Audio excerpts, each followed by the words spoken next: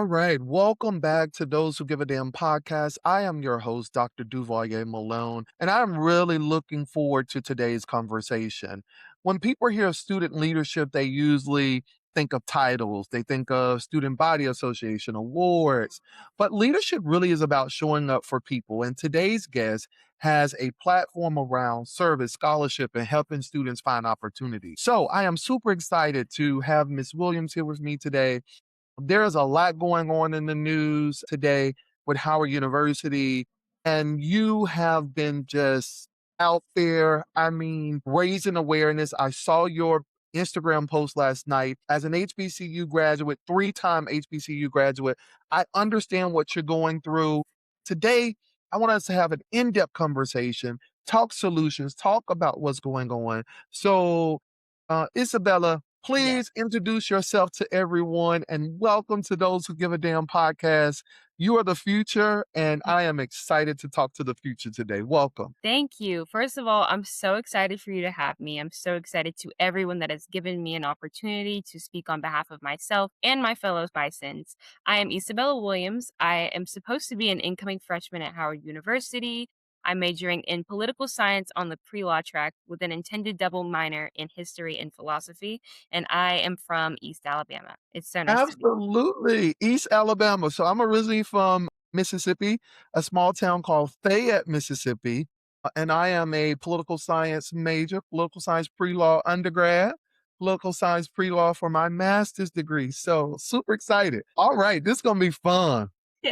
So, talk to us. As they say, the streets are talking. Mhm. So, tell us what the streets are saying about what's happening at Howard University and why did you all break to the internet? Because sometimes people are like, young people, they don't follow protocol. All they do is break to the internet and start trouble. Why did you all break to the internet to tell your story? Absolutely. So a little bit of background. Yesterday at 2:19, we got an email from the bursar's office. Over 500 students received a notification that we were now unenrolled from Howard University because we didn't secure our spot and we had a remaining balance. They welcomed us to come in again as transfer students later on and then provided some links to get scholarship reimbursement. This was confusing for a multitude of reasons. Number one, it said that we didn't secure our spots, but then later in the email, it stated that we couldn't get back our $300 enrollment deposit or our $500 housing deposit, which was securing our enrollment. For my particular situation, my issue was that I have external scholarships. I only have to pay $12,000 left of my balance, and those were covered by other people. I didn't have to pay that out of pocket. I told Howard University's financial aid office this, and they told me not to enroll in a payment plan because I had external scholarships. I submitted them through our platform backpack, so they had all the documentation and the emails needed. I've had people on my scholarship committees contact them for weeks and they have not responded. So this is an issue that many of us are facing, but it's not because of our lack thereof. It's not because of us not paying attention or thinking we can just go to school without paying. It's because of a lack of transparency on Howard's side. Been hearing, I talked to another student today, Jordan, a story, and he kept mentioning transparency as well. Tell us more about this transparency piece. Absolutely. So we see this in so many ways. There are different dates floating around. At the in person Bison Prep, they had on a slideshow that all of our dues should be turned in by August 3rd. Then on one email, it said July 10th. Another now it's saying July 24th. These are all very different dates. When I call, sometimes it's a student worker, sometimes it's an actual employee, sometimes they say different things. People always told me the same story of how what I was doing was okay, but clearly I was just unenrolled from my dream university, so that's not true. Nothing that they're saying is lining up, and it's not because we're not asking the right questions. Wow. And so, have you talked to any of your other colleagues or that are coming in, incoming freshmen? I'm hearing some people are getting re-enrolled now due to you all speaking up and speaking out. Where are things at right now? Absolutely. So it's definitely been a lot. We have multiple group chats. I'm in over 10 group chats. I'm talking to hundreds of people at a time just to kind of understand what's going on. I want to continue speaking out. I'm lucky that my classes have been reinstated. They haven't given us an email actually saying that we're re-enrolled. I also don't have any of my financial aid. So right now I'm sitting with a $30,000 bill on my screen that I cannot pay. But all of us are trying our best to help each other. We can only do so much. I'm lucky that my platform has given me an opportunity to talk to you and so many other people. but it's still a lot of confusion. And I think we're grateful to have each other because if we didn't, we'd probably be spiraling. Absolutely. Like, "Oh, this is just an HBCU thing." What do you say about that? What do you say to that? I know we talked about this before, but this is going to be a cultural shift. There is no more of, well, this happens every year. This is the Howard runaround. No, we're sending our kids to universities to get an education, not to learn how to avoid debt. That's not what education is supposed to be about. And there are people that say that we should just go to a PWI, but personally, I'm not going to trade comfortability for sake of affordability. It shouldn't have to be like that. And to anyone that thinks that, while your opinion is valued by somebody somewhere, I don't think that's necessary in this conversation. Absolutely, absolutely. What do you say to HBCU leaders who are watching this across the country that, year after year, you're not the only student that's getting the runaround. It's not just a Howard runaround. In many instances, it's an HBCU runaround. What is your recommendation to HBCU leaders who will listen and see this podcast pop across their stream? What are your recommendations to them? To Howard, I would say that we're supposed to be rooted in truth and service, and I would like us to hold true to that. You cannot praise something and say that you are something and then act of something else. It doesn't work like that.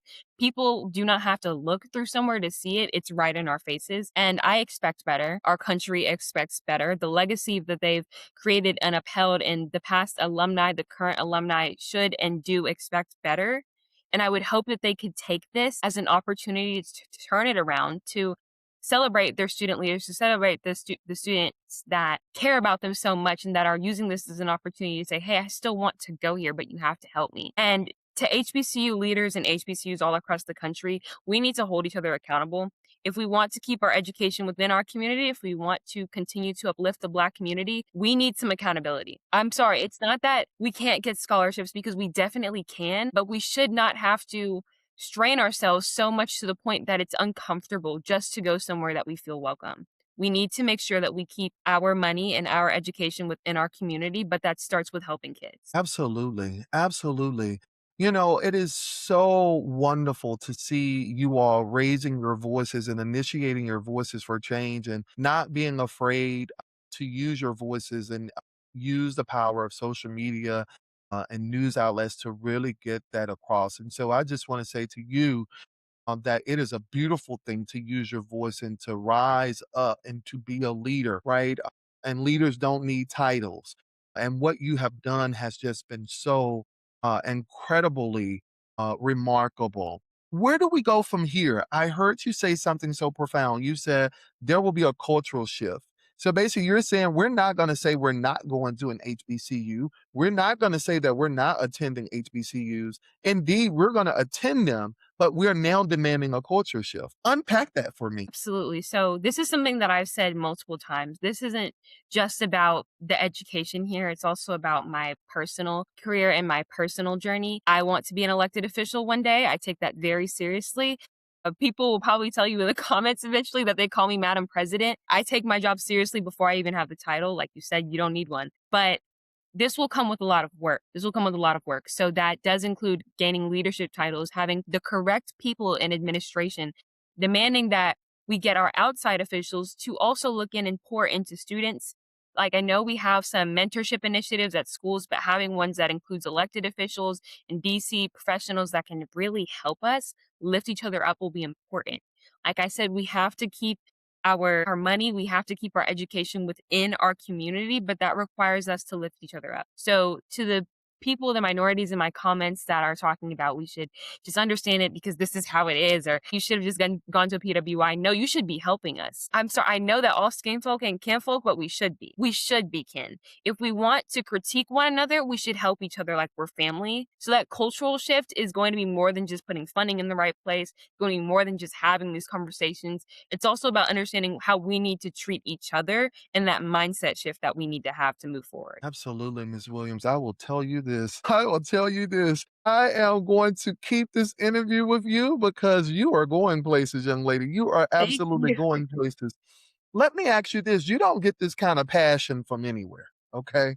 I can see it. You don't get passion like this from anywhere. Where did this passion for service begin with you? Because you don't get this kind of passion that's coming through this stream from anywhere. Where did it come from? You gotta tell me more. Well, first of all, thank you. Yes, I'm very passionate, so I'm glad you can feel it through the screen. Number one, I would say it's from the service that I started doing when I didn't have my why. So back during my junior year, I was starting Beta Club.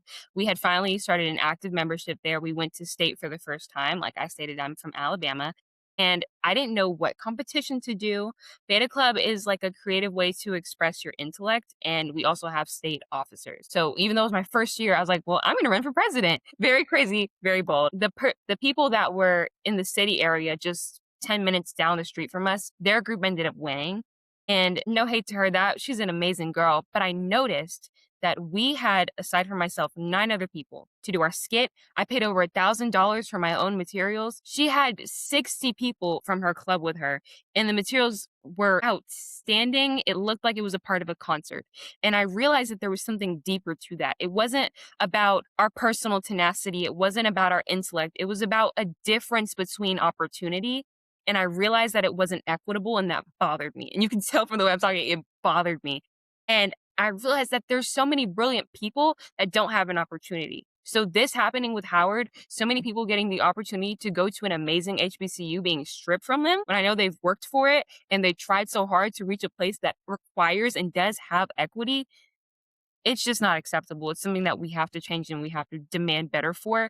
And I think all the other things that I've experienced and that I've seen and how I learned what I wanted to do has cultivated into this passion for helping my classmates and creating a cultural shift within HBCUs all around the nation. Absolutely. Let me tell you something. I surround myself by young people. I'm not that old myself. I'm 40 years old, but I surround myself by young people because you all truly are the future. And I see me, I see that passion, right? That you had, I had when I was that age. And sometimes life will suck that passion out of you if it's not nurtured, etc. And so I always like to spend a lot of time with young people because you all are the future. But let me ask you this. I preach about you all the time when I travel and speak around the country. But why do people have this misunderstanding about Gen Zs? Like they're lazy, they don't wanna work, they are disconnected, they're not engaged. You are in front of me. You are engaged, you are passionate, right? Why Yes. is that misconception and you all are misunderstood in that way? Why? I think it goes back to like I was saying about how we critique each other, but we don't love each other like family. So it's not that Gen Z is lazy. It's just that we won't waste our energy on a conversation with you when you know you're only coming from a place of judgment. Why would you do that? That just reminds me of when you're washing dishes and your mama comes up to you and she's like, "Wash them dishes." I'm already doing it. You're condemning me for something that I'm already trying to do. That's not helpful. It's not going to help anyone. And unfortunately, while we do need to have these conversations, I think some of it is more on the older generation to have a certain understanding with the way that we deal with things and the way that we process stuff, because we're going to make sure that we protect our energy and our character before we give you any time to have a conversation with us. Absolutely. I heard you say that you have aspirations to be what? I want to be an elected official. All right, an elective Yes. official. For many people who are telling Vice President Harris to not run for office, for many who say she shouldn't for all the hundred reasons that they may have. As a young woman of color, political science major, an up and coming elective official, do you believe Vice President Harris should run for office again? And if so, why? I think she could. I would say that VP Kamala Harris is one of the best public figures that I've ever seen. I think she knows how to pull on heartstrings. I think she knows how to get people excited about being an American citizen. All I would suggest for her is that she gives herself more time and that the people that she works with really understand her vision, her policy visions, and that she doesn't succumb to what other people are saying. And she allows herself to nurture all parts of our nation, because there's not just young people. While I would love for her to come to Howard again, there's not just young people. It's not just about the surface level policy issues like healthcare and education. We know all of those things, but you have to look down deep and find nuance. And if she can find that, absolutely. I would love for there to be a Black female president.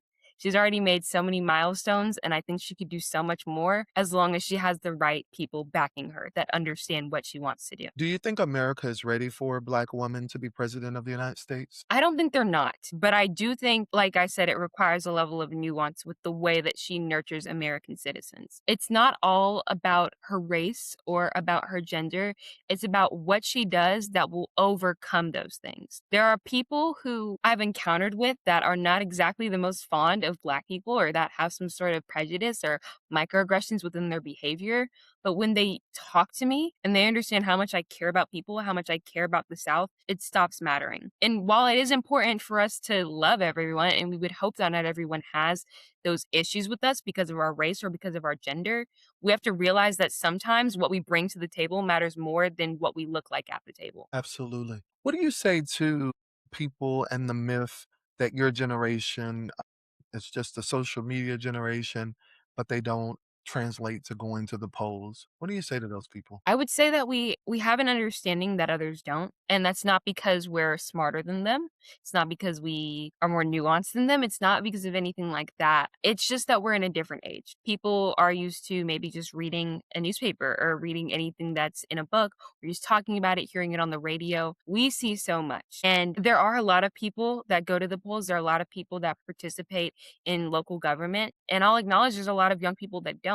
But we have to understand in this age that there's so much mis and disinformation, and there's not a lot of parents that talk about politics in the house that it's easy for our mindset to get misconstrued. And rather than once again bashing us, it's good to have those conversations to try and talk directly to the youth about how they can make an informed decision about what they want to do regarding our government. What is your hope for the future of America? That's a big question. I'm really big on that cultural shift, that cultural and societal shift. I see it coming.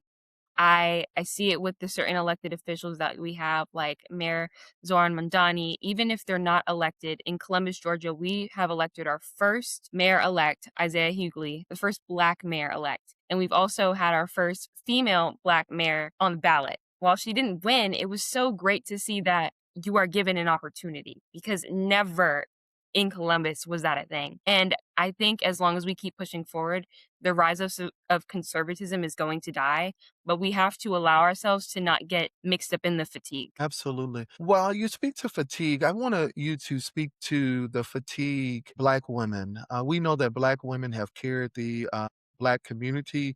We know that Black women have carried the Democratic Party. We know that Black women have carried organizations for as long as I've been living. I can, see and experience Black women carrying us. Speak to the Black women that are fatigued in our country. I would say it's good that we're tired and we acknowledge that we're tired. Sometimes I'm tired, but I do think we can ask for more while continuing the fight. So asking Black men to speak out about brutality, asking Black men to speak about how we're treated in the homes, to encourage us to go to therapy, to encourage us to do better for ourselves instead of sticking to what we're used to. I think that will help the fatigue. It's not that we can't have our fighting spirit. It's not that we shouldn't fight.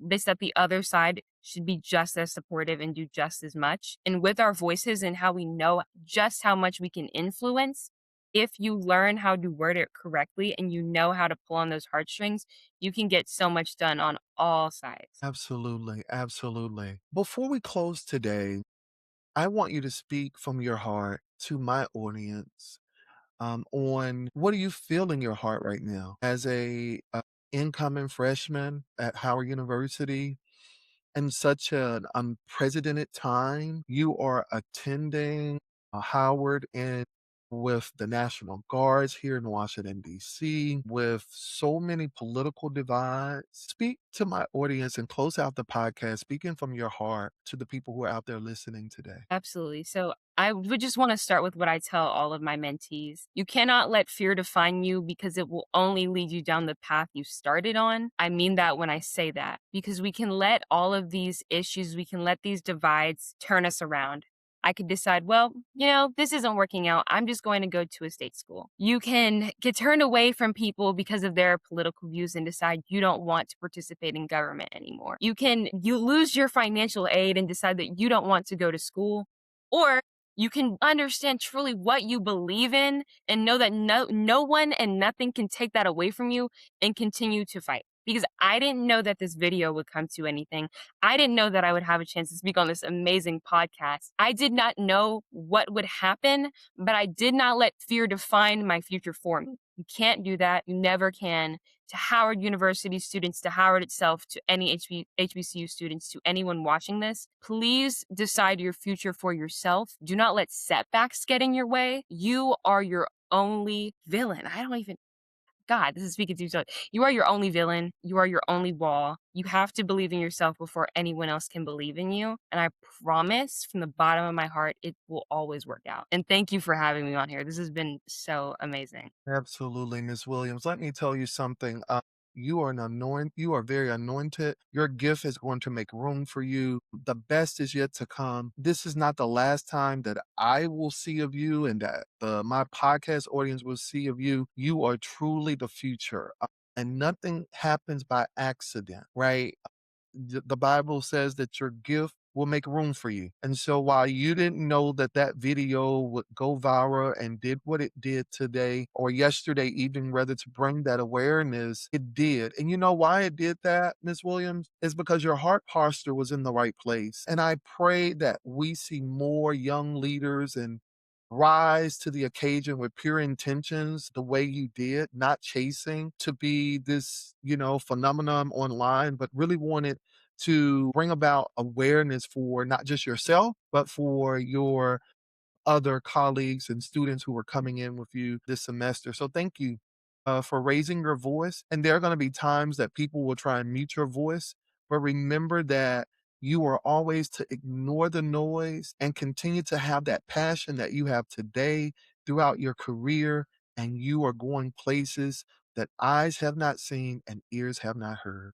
Thank you so much again for joining Those Who Give a Damn podcast. I needed this probably more than you needed it because I am encouraged. I am encouraged today to continue this work, to continue to advocate for young people. And probably because I spend time teaching and working with young people, I see this. I'm not surprised by this energy that I have today. So when you get settled into Howard University, lunch on me.